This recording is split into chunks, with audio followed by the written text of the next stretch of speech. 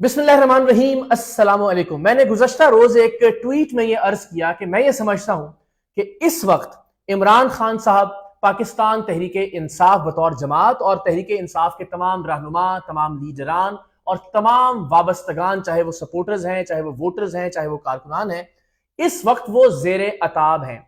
इस वक्त वो मजलूमियत की जिंदगी गुजार रहे हैं, या यूं कह लीजिए कि वो इस वक्त मजलूमों की फहरिस्त में शामिल हैं।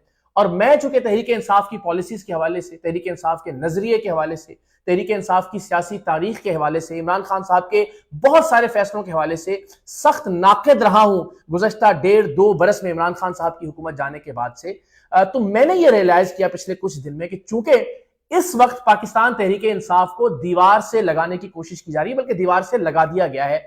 इस वक्त पाकिस्तान तहरीक इंसाफ जुल्म बर्दाश्त कर रही है, मजलूमों की सफ में खड़ी है।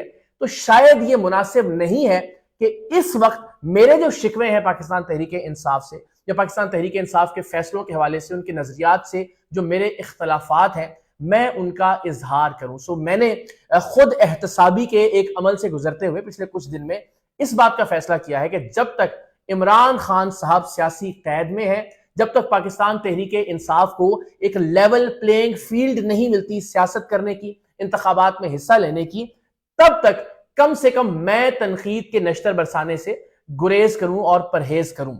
जाहिर है, अगर आप इस वक्त पाकिस्तान की सियासी जमातों की बात करें तो लीडिंग रोल पाकिस्तान की 3 सियासी जमातें प्ले कर रही हैं: पाकिस्तान तहरीक इंसाफ, मुस्लिम लीग नवाज और पाकिस्तान पीपल्स पार्टी। पाकिस्तान तहरीक इंसाफ पर जो मेरा बुनियादी एतराज है वो जाहिर है एस्टेब्लिशमेंट के साथ गठजोड़ है, जिससे पाकिस्तान तहरीक इंसाफ के साथी इनकार करते आए हैं। 2018 के इंतखाबात के हवाले से मेरा मौकिफ यह है कि इस वक्त नून लीग के हवाले से जो सूरत हाल दरपेश है, यानी नून लीग बज़ाहिर ताकतवर हलकों की गोद में बैठी हुई है, 2018 में यही माहौल पाकिस्तान तहरीक इंसाफ के लिए मुयस्सर था। एस्टेब्लिशमेंट का तमाम तर लाड, तमाम तर प्यार, नाज नखरे उठाने का सारा रवैया पाकिस्तान तहरीक इंसाफ के लिए वक्फ था, लेकिन इससे पाकिस्तान तहरीक इंसाफ के दोस्त, पाकिस्तान तहरीक इंसाफ के रहनुमा इनकार करते आए हैं।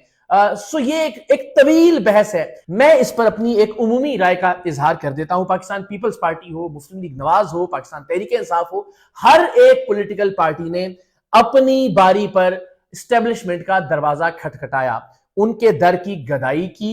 एस्टेब्लिशमेंट और मुक्तदरा हलकों के साथ ये तमाम पॉलिटिकल पार्टीज गठजोड़ करती आई, तो जैसे ही इन्हें इख्तिदार से अलग किया जाता है, ये तमाम तर पार्टीज एंटी एस्टेब्लिशमेंट होने का बयानिया अपना लेती हैं, एंटी एस्टेब्लिशमेंट होने का तासुर देती हैं। और जब इन्हें इस बात की उम्मीद होती है कि वापस एस्टेब्लिशमेंट इन्हें गोद में ले लेगी, तो तब ये कसीदे पढ़ना शुरू कर देते हैं एक मरतबा फिर पाकिस्तान की एस्टेब्लिशमेंट के। यार दोस्त इस हवाले से मुझ पर तनकीद करते रहे कि जनाब आप इस मामले में, यानी एस्टेब्लिशमेंट से गठजोड़ के मामले में पीटीआई को बाकी जमातों से उसका मुआवजना नहीं कर सकते।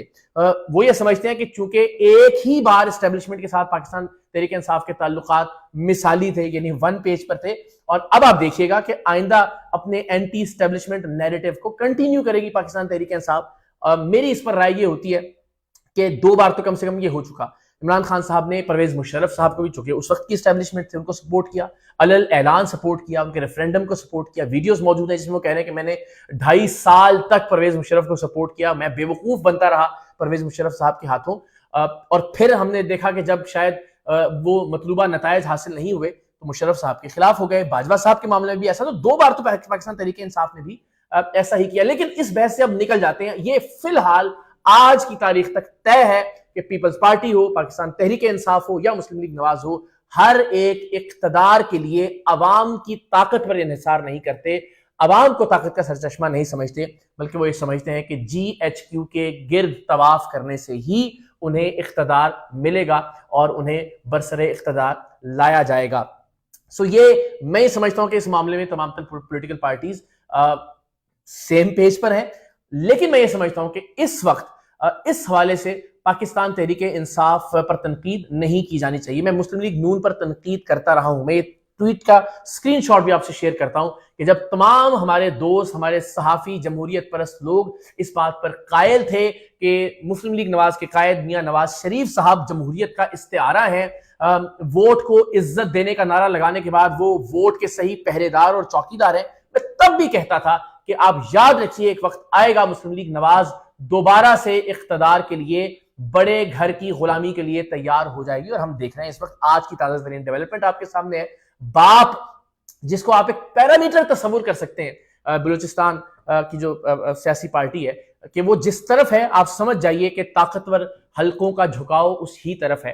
تازہ ترین ڈیولپمنٹ مسلم لیگ نون اور باپ کی آپس میں جو بڑھتی ہوئی محبتیں اس سے اندازہ لگایا جا سکتا ہے کہ ملک کے طاقتور حلقے کیا سوچ رہے ہیں. تو مسلم لیگ نون ایک مرتبہ پھر اسٹیبلشمنٹ کی آنکھ کا تارا ہے. میں اس وقت یہ عرض کیا کرتا تھا کہ آپ یہ مت سمجھیے کہ چونکہ ووٹ کو عزت دو کا نعرہ لگا رہے ہیں میاں نواز شریف صاحب تو آپ جمہوریت کے نام پر کہ چونکہ جمہوریت کی بات کر رہے ہیں ووٹ کی عزت کی بات کر رہے ہیں تو نواز شریف صاحب کا ساتھ دینا چاہیے. میں ہمیشہ یہ عرض کرتا تھا کہ ماضی دیکھیے, متوقع مستقبل دیکھیے. آپ اعلی کار نہ بنے صرف جمہوریت کا نعرہ لگانے کی بنیاد پر ان تمام تر لوگوں کے. اور یہی تنقید میری پاکستان تحریک انصاف کے حوالے سے بھی تھی. لیکن اس وقت میں سمجھتا ہوں کہ یہ تنقید جائز نہیں ہے اس اعتبار سے کہ تحریک انصاف اس وقت اس پوزیشن میں نہیں ہے کہ وہ اپنا کوئی بیانیہ یا اپنا کوئی نیریٹو, جو بیانیہ جو نیریٹو ہے وہ اس وقت عوام تشکیل دے رہی ہے پاکستان تحریک انصاف کے لیے, چونکہ ایک بڑی میسو سپورٹ پاکستان تحریک انصاف کو حاصل ہے عوام کے, اس میں کوئی دوسری رائے نہیں ہے. تو میں یہ سمجھتا ہوں کہ ایک طرح سے تب تک سیز فائر کر دیا جانا چاہیے. اور صحافیوں کو بھی میرا خیال ہے کہ نون لیگ کے حوالے سے جن کی خوشگمانیاں تھیں ان کو بھی اب اس بات کا اقرار کر لینا چاہیے کہ کم سے کم جو نفرت تھی ان کی پاکستان تحریک انصاف کے لیے, اس نفرت کی بنیاد پر وہ ہر غیر آئینی اور غیر جمہوری عمل پر اگر تالیاں نہیں بجا رہے تو کم سے کم زبان بند کیے ہوئے ہیں. یہ بڑی زیادتی اور ناانصافی ہے. میں ایک چھوٹی سی گزارش آپ کی خدمت میں کرتا ہوں کہ عمران خان صاحب پر توشہ خانہ کا کیس ہو, سائفر کیس ہو, قادر ٹرسٹ کیس ہو, ان تمام تر کیسز کے حوالے سے آپ اپنے دل پر ہاتھ رکھ کر بتائیے کہ آج اگر عمران خان صاحب اسٹیبلشمنٹ کی آنکھ کا تارا ہوتے تو کیا یہ تمام تر کیسز اسی انداز میں چل رہے ہوتے؟ کیا عمران خان صاحب واقعی جیل کے پیچھے ہوتے؟ یہ پیرامیٹر ہے ہی نہیں کہ کون چور ہے, کون ڈاکو ہے, کس نے توشہ خانہ سے چوری کی, کس نے کم قیمت پر چیزیں بیچی. پیرامیٹر ہے اسٹیبلشمنٹ کی آنکھ کا تارا ہونا. لیکن یہی پیرامیٹر نواز شریف صاحب پر بھی اپلائی کیجئے. آپ دیکھ رہے ہیں کہ جب ان کو نشانہ بنایا جا رہا تھا, جب وہ جیل میں تھے, جب ان کے بعد پے در پے فیصلے آ رہے تھے, تو آپ کو پورے نظام کو برابری کی بنیاد پر پرکھنا ہوگا تمام پولیٹیکل پارٹیز کو سامنے رکھ کر. اگر کل نواز شریف صاحب پر بننے والے کیسز درست تھے, جس انداز میں عدالتیں کام کر رہی تھیں, فیصلے سنا رہی تھیں, اگر وہ سب کچھ ٹھیک تھا تو پھر آپ کو یہ بھی ماننا ہوگا کہ آج عمران خان صاحب کے ساتھ بھی جو کچھ ہو رہا ہے وہ بھی ٹھیک ہے. اور اگر آپ یہ تسلیم کرتے ہیں کہ عمران خان صاحب کے خلاف جو کچھ ہو رہا ہے وہ اس بنا پر ہے کہ اب وہ اسٹیبلشمنٹ کے لاڈلے نہیں رہے, اسٹیبلشمنٹ کے ساتھ ان کا وہ تعلق ٹھیک نہیں رہا جو ماضی میں ہم نے دیکھا, تو شاید اس وجہ سے ان پر یہ تمام تر عذاب اور وہ زیر عتاب ہیں, تو پھر آپ یہ بھی سمجھیے کہ اگر نواز شریف صاحب کے ساتھ یہ سب کچھ ہوا تو اس وقت ان کے تعلقات بھی اسٹیبلشمنٹ سے ٹھیک نہ ہونا ہی وجہ تھی, شاید چوری یا ڈکیتی اصل وجہ نہیں تھی. تو آپ کو دونوں پولیٹیکل پارٹیز کو ایک اینک سے دیکھنا چاہیے, جمہوریت کی اینک سے. اور مجھے یہ لگتا ہے کہ ہمیں اس وقت, اگر میں نے اس وقت یہ کہا تھا کہ نواز شریف صاحب کو صرف ان کے ووٹ کو عزت دو کے نعرے کی وجہ سے سپورٹ نہیں کرنا, بے وقوف نہیں بننا, کیونکہ میں پتا ہے کہ وہ دوبارہ سے اسٹیبلشمنٹ کے ساتھ گٹھ جوڑ کریں گے, اور یہ بات درست ثابت ہوئی. اس لیے میں یہ سمجھتا ہوں کہ ظاہر اس وقت عمران خان صاحب کو ہمیں جمہوریت کا چیمپئن بنا کے نہ بھی پیش کریں. یہ ضرور ہے کہ تب ہم کم سے کم خاموش رہتے تھے نواز شریف صاحب کے معاملے میں, یا جتنا بول سکتے تھے بولا کرتے تھے کہ جو ان کے ساتھ معاملات روا رکھے گئے. تو آج بھی ہم جو تنقید کے تیر ہیں وہ ذرا کم برسائیں عمران خان صاحب پر. لیکن اگر خان صاحب باہر آتے ہیں, الیکشن لڑتے ہیں, دوبارہ حکومت بناتے ہیں, تو میں ان کے ناقدین کی فہرست میں آپ کو سب سے آگے ملوں گا. اللہ تعالیٰ پاکستان کے سیاسی رہنماؤں کو ان کے نہ کردہ گناہوں کی جو سزا ہے اس سے محفوظ رکھے. پاکستان میں صحیح معنوں میں جمہوریت پنپے, حقیقی معنوں میں ووٹ کو عزت ملے, لوگ فیصلے کریں بجائے اس کے کہ لوگوں کی زندگیوں کے فیصلے کہیں اور کیے جائیں. اللہ کرے کہ پاکستان کا سیاسی مستقبل جو کہ اس وقت وہ بہت زیادہ تابناک نہیں لگ رہا, ہمارے بچوں کے لیے, ہماری آئندہ نسلوں کے لیے بہتر ہو. اس دعا کے ساتھ اس ویلاگ کا اختتام اس وعدے کے ساتھ کہ عمران خان صاحب جب تک زیر عتاب ہے, میری یہ کوشش ہوگی کہ کسی حوالے کے لیے ضرورت پڑے تو وہ ایک الگ بات ہے, کسی جوابی دلیل کے طور پر بات کرنا ہو تو وہ الگ بات ہے, لیکن میری کوشش ہوگی کہ جب تک تحریک انصاف مظلومیت کا وقت گزار رہی ہے تب تک میں کم سے کم تنقید نہ کروں پاکستان تحریک انصاف پر, اور اگر ان کے حق میں بات نہیں کر سکتا کسی نظریے کے اختلاف کی وجہ سے تو کم میں خاموش رہوں. پاکستان زندہ باد.